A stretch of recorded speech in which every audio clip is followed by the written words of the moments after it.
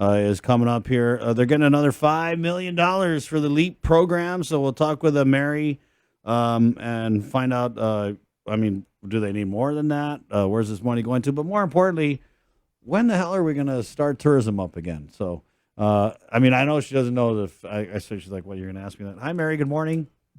Good morning. We'll get to you right after the break at 7:34 on a Friday. This is the link. Bananas of Zeus.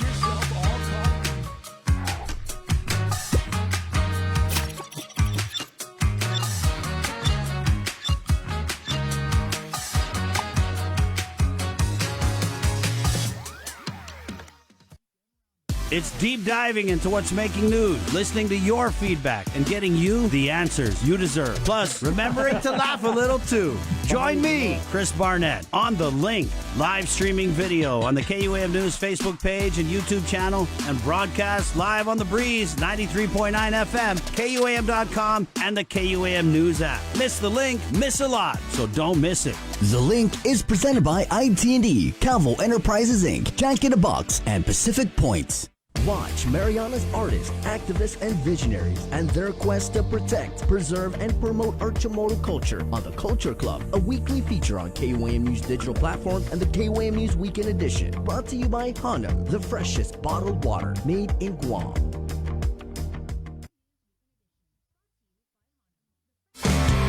Catch Sports Link on The Link every Friday for the latest sports news, game schedules, athlete profiles, and more. Sports Link airs every Friday on Breeze 93.9 FM and streaming online across our multimedia platforms. Sports Link is brought to you by Mariana's Irrigation and Landscape and Taco Bell. Live Muss.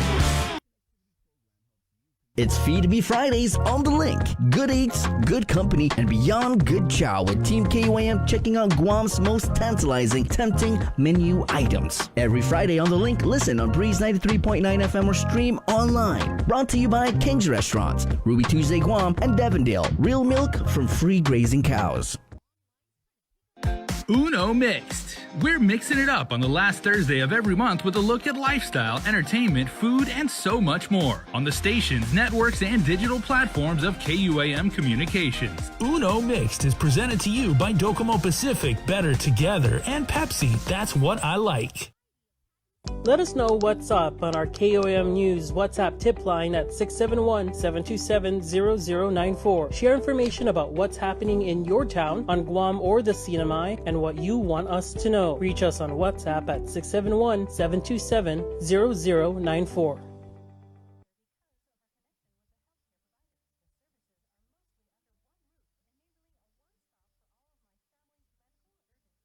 Take in the panoramic beauty of our island each Sunday on the KUM News Instagram with Scenic Sundays. Scroll through the natural beauty of the island on display. Scenic Sundays on the KUM News Instagram is brought to you by Addis Trust and Investment, Location, Service, Trust, and Haagen-Dazs Shops Guam, where every day is made extraordinary.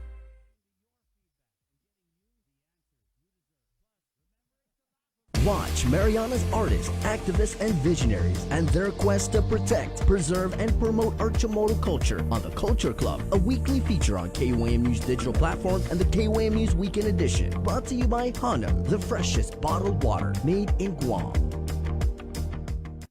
It's deep diving into what's making news, listening to your feedback, and getting you the answers you deserve. Plus, remembering to laugh a little too.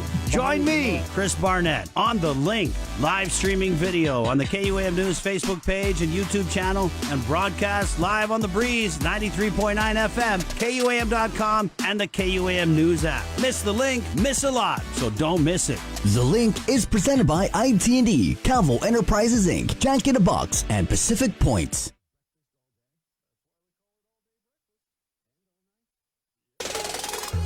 KUAM Communication is your go-to source for the biggest national and international sports events. Check out KUAM TV8 and KUAM TV11 for the biggest sports specials, championships, and events from every court, track, field, and playing ground. We're bringing you all the action and excitement. Brought to you locally by Mariana's Irrigation and Landscape and Docomo Pacific. The relationship between Guam and Manila, Philippines is undeniable as we share similar cultural traditions, history, and heritage. With generations of Filipinos calling Guam home, KUAM presents a monthly look at the capital city featuring in-depth and engaging interviews on everything from medical tourism to new business and government leaders. Veteran newscaster Nestor Lecanto delivers Beyond Our Borders. This special program is brought to you by KFC and the Medical City, where patients are partners.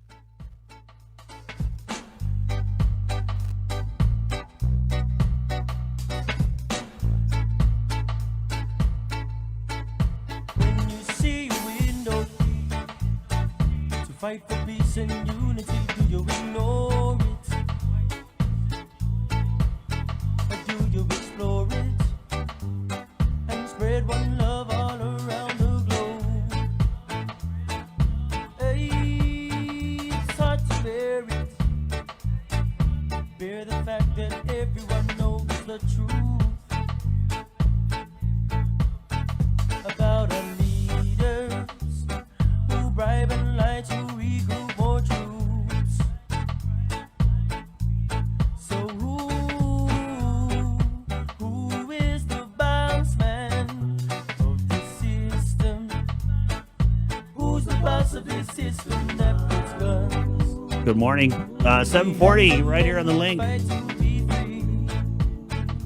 Wow, that Oriental Kitchen, sir, that was, I wanted to talk a little bit about Oriental Kitchen because I spent a good chunk of my childhood living in Manila.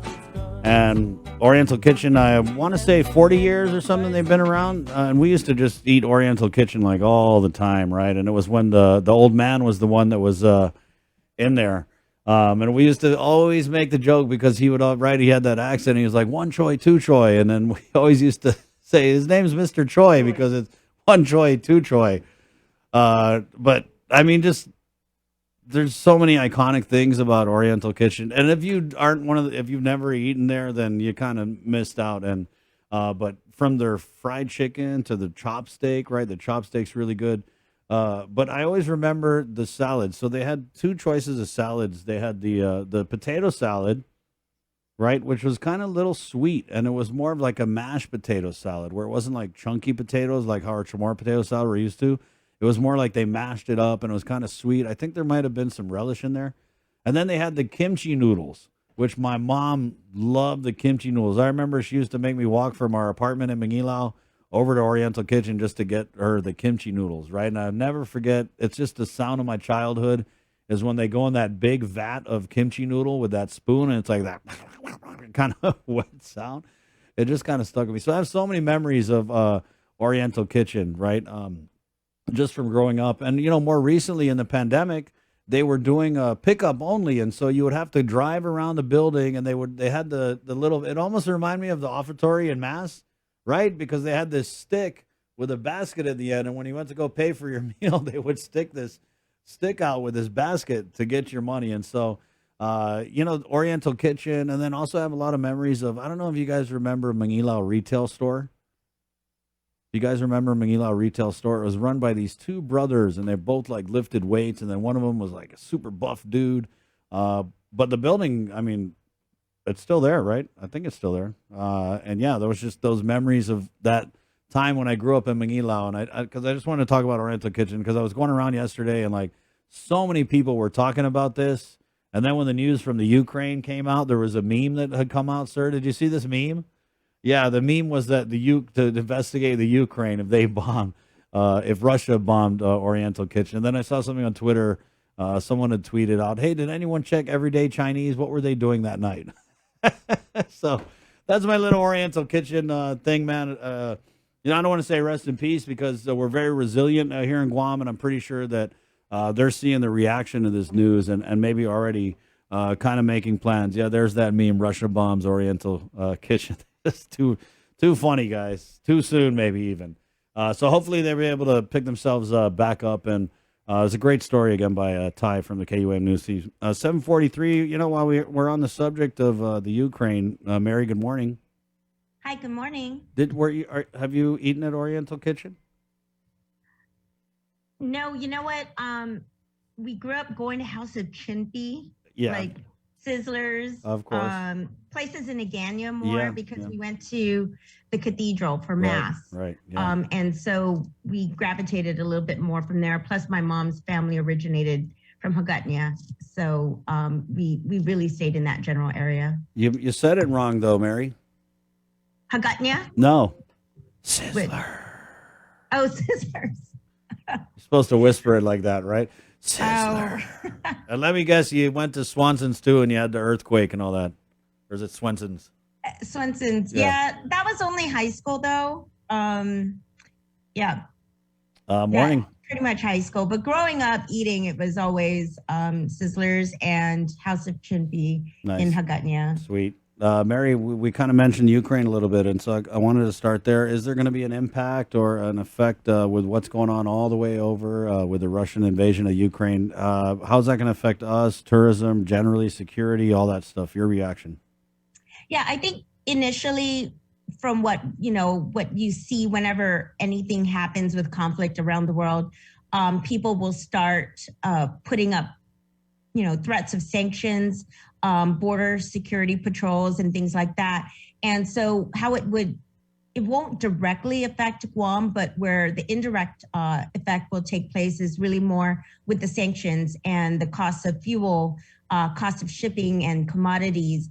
And so those prices will have a really a detrimental effect throughout the world, but more deeply on Guam because, already we have challenges with getting things. We import everything, right? So we're really subject to price sensitivity. And then also within Asia, I mean, even though our military is focusing more in the Indo-Pacific region throughout Asia and all the way to India, I think that's really important because you don't know how they're going to be doing like stationing and getting things really more secured around this area. Because more importantly, outside of Ukraine and Russia, it's the Russian relations. So you have to look at who's going to be supporting Russia in this. And those are the individuals who are close near us, right? That are communist countries. And so I think that's where our military presence and military attention will be taken, is how do we protect against those allies of Russia? And then also how do we ensure Guam remains that tip of the spear, protects national interest? And then, but I think ultimately pricing will be the number one thing with how it affects Guam, not just for here, our local community, our businesses, but especially tourism, because as tourists start to make decisions of where they want to travel, there are things that they pay extra in order to come to Guam, and that's the fuel surcharge. And then also international charges whenever they fly outside of their country. So like within Japan, they can easily go to Okinawa as an option and not have to pay international flight charges.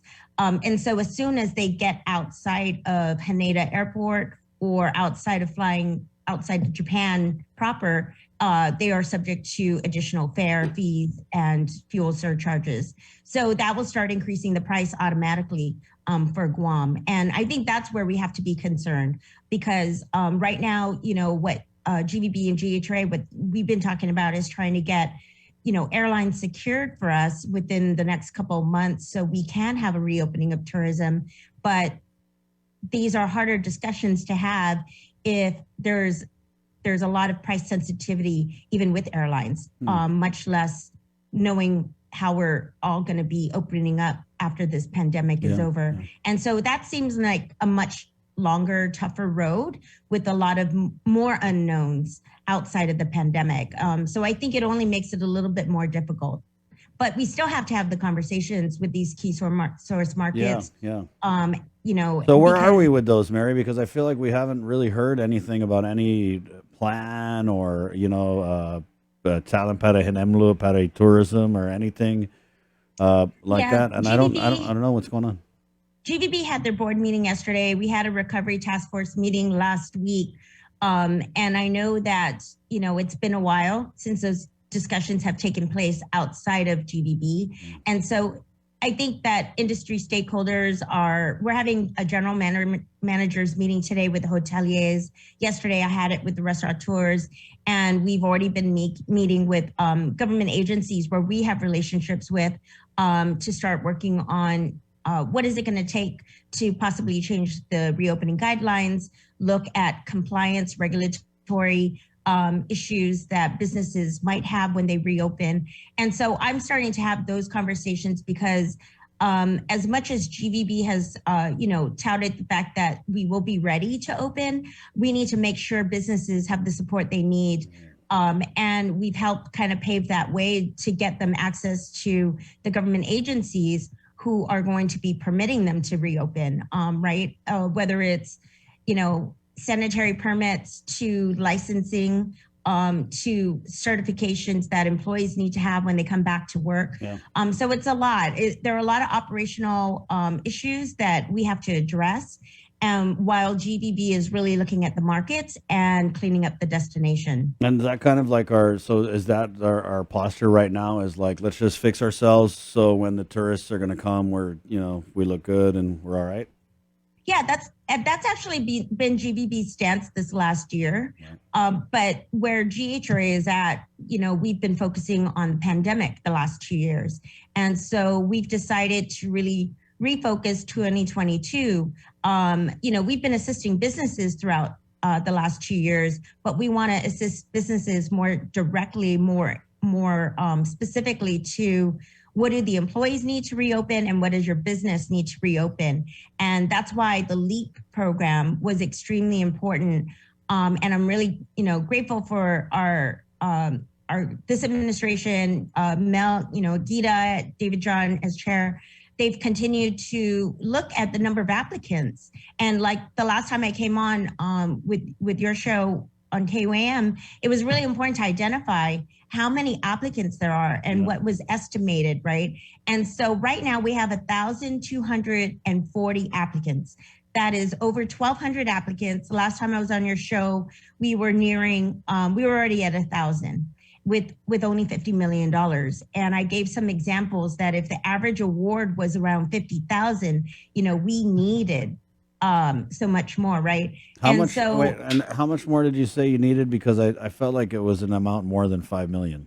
Oh yeah, sure. I was estimating based on the average awards, and we didn't know what that was at that time. Mm-hmm. So if you take actually 1,240 times the average award of, let's say 50,000, I believe they came up, it was about 54,000. It's $62 million.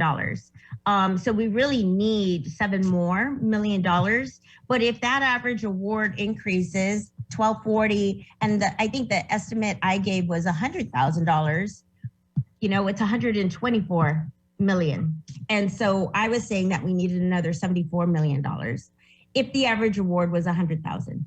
But considering it's really average, I believe Gita had announced was around the $52,000 range. Mm-hmm. So we really need 12,000 in this first cycle of LEAP funding. So we need another 7 million, assuming that everybody will be granted this application, forgivable loan application, and that their average is remaining at 52,000.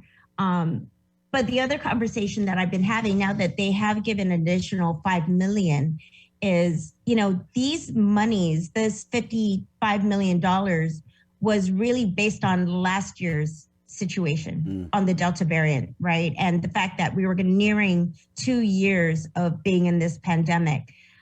It's going to be March soon, which is exactly 2 years.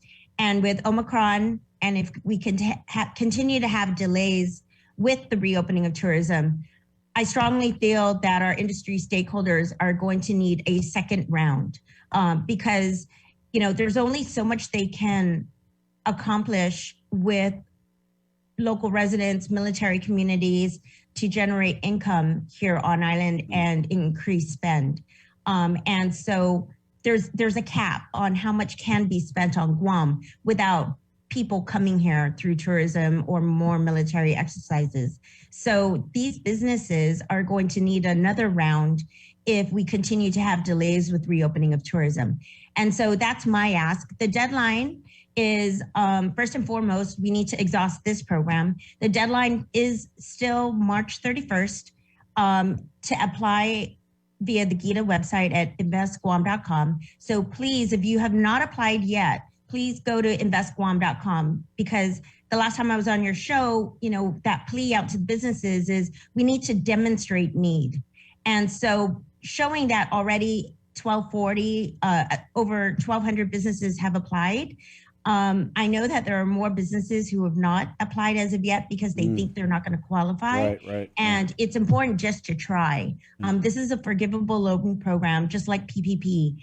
And so it's a real simple application process, and I want to encourage everyone to apply, because what would be really good is to take the data after March 31, look at the average award and the number of applicants, and see how many businesses are still open outside of that, and possibly consider another program. Yeah. I wanted to ask, are there any, so after you apply, you get approved, are there like reporting requirements after the fact where you have to demonstrate or, show what you spent the money on type of thing? Yes, there is, because it's a forgivable program. Now, there's small business grant program, which is just a grant award. That was a very simple process where you apply, you show the need, you're qualified, and you receive the money. There's no reporting at the end. This program, because it is a forgivable loan program, you will have to show how you use the money. And there are specific requirements to how those monies can be used. So, a certain percentage has to go to labor, a certain percentage can go to operations. But the number of categories that falls under operations, it's quite it's quite wide reaching, and so far reaching within operations. So you can justify a lot of things. And there are individuals within GHRA that can assist you with the questions specific to your operation. Because, not every restaurant is the same, not every retail. Some businesses have different types of entities within their company where employees might be, labor is heavier on one end of the operations than the other. Right. And so it's really important that you speak to GHRA as you apply for this. But the application process is fairly simple. The reporting process is actually very simple. And they've been very transparent, honestly, with regards to even the number of people who have applied and the average award.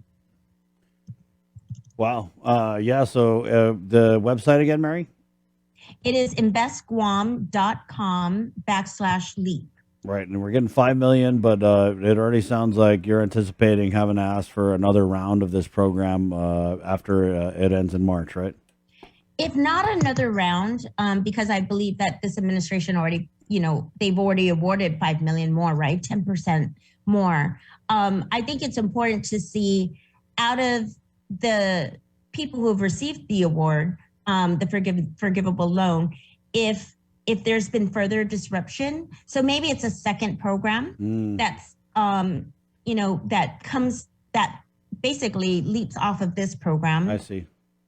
Because people, those businesses, their numbers will show a different number. So maybe it's an impact of, from September 2021, from after Delta variant to current. They can choose different periods in how you were impacted. So those disruption or business interruption rates might vary. And so I think that's where GHRA, and the board can decide exactly how the next program could look like, depending on need. But I think that the fact that they've received over 1,200 applicants, they can make a really good decision on what that need looks like. Because I can tell you from previous grant programs, the Small Business Community Grant, their applicants were 600. And so the fact that this is double the amount says a lot about how many businesses truly need the support within private sector. Yeah, and you talk about more recently, if you want to talk about like the Omicron surge. I know a lot of businesses that because of staff shortages with positives had to close. I mean, I know one bougie restaurant that closed for like a week. I was trying to get an ice cream cone at a place, and this place, because they're having all these staffing issues, they were closed outright, and then they were open for limited hours. So you're right. I mean, it's not. There are businesses that were still trying to like figure out this whole Omicron thing, or they don't have enough staff, or they're just closed, or whatever. So I see what you're saying. Yeah, and the goal of LEAP was not only to help the businesses that are shuttered, right, but the ones that have been operating, but at a scaled down version. So maybe the next LEAP program is for those who have been operating or those who newly reopened in the last year, because that shows a commitment to the island. It shows a commitment to there's skin in the game on their part because they're operating during the pandemic, but they've been hit because of labor issues, and they're still supporting, by employing people.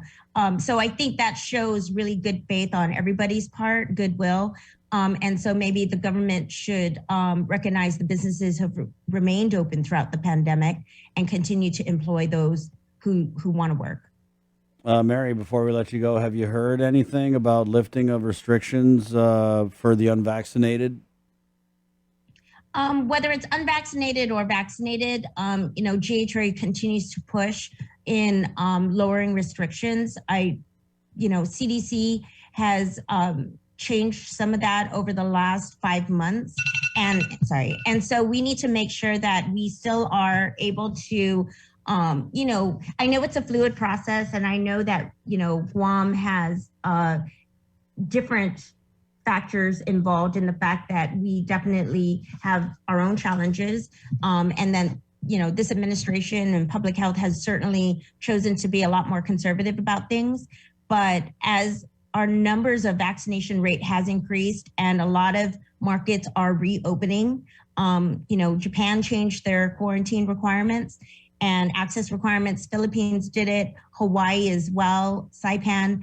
I think everyone around us is starting to lessen the restrictions, and I would like to see Guam start reopening completely so that we are living, as we say, we are living with this virus. We already know it is already here, and it's actually scaled down a bit as far as its impact. As long as you are majority vaccinated, then we need to show that in our guidances, right? And start loosening the restrictions so that everybody can start being a little bit more, they can move around more, and businesses can be more flexible. Because it's very challenging, even though you say, restaurants, hotels are 100%, there are no restrictions for occupancy. There are still social gathering restrictions. And that's hard to say, even the fact that we're dealing with Omicron. But if you look at other markets around us, or even the mainland United States, people are living with this. It's endemic. Yeah, I mean, already Mary, in it's the community. I mean, if you click on the news, I mean, it's like, okay, Denmark lifts restrict. There's all these places that are just lifting everything. Right. Yeah. I mean, the Philippines, for crying out loud, they're open, wide open. And so, I mean, I guess you kind of got to wonder when the other shoe is going to drop for us. But that's what I'm hearing. I was just checking if you heard anything. Yeah, certainly, our voice is not to separate the unvaccinated and vaccinated. It's let's open up restrictions, allow businesses to really, truly reopen without restrictions, allow them to place their health and safety protocols and maintain what they've been doing successfully, and just know it's out in the community. And everybody will do their part in the 3 Ws and help be responsible. And so you have to trust in the community and trust in your processes you've put in place. And so I think we're at that point, especially if we're going to say that we want to reopen to tourism. We've had challenges even with the military here and all their exercises with a lot of the restrictions. There's a lot of lost opportunities even in that. And so GHRA would like to see loosening of those restrictions and really starting to open up the community. Thank you, Mary. Thank you very much. Have a good weekend. Bye, you too. You golfing this weekend? I'm sorry? Are you golfing this weekend? No. So my grandmother, she's going to be celebrating 102 in a couple weeks, and my sister is flying in. So, just a lot of family stuff, keeping our circle close, because we have caretakers, right? Caregivers, right. who really create a circle around my grandmother. So we just are really focusing on that and family. So no golf this weekend. Yeah, probably next weekend. But right now, my sister, even though like every time we travel, we still self-quarantine for 5 days just to be safe, because we can't really bring anything into that house, right? You got your bubble. I get it. Yeah, exactly. So we're still implementing that, even though it's not mandated. It's still something we do. And so, yeah, just family. No, have a good one, Mary. And, Thank you. Yeah, happy early birthday to your grandma. It's a couple weeks, so maybe we'll circle back and sing her happy birthday. Okay, thank you. Okay, Mary Rhodes. She's the president of the Guam Hotel and Restaurant. Oh, happy belated President's Day, by the way. She's the president of the Guam Hotel and Restaurant Association. Good morning, guys. This is The Link. It is 8:03. We're going to jump into the CNMI press conference for a little bit.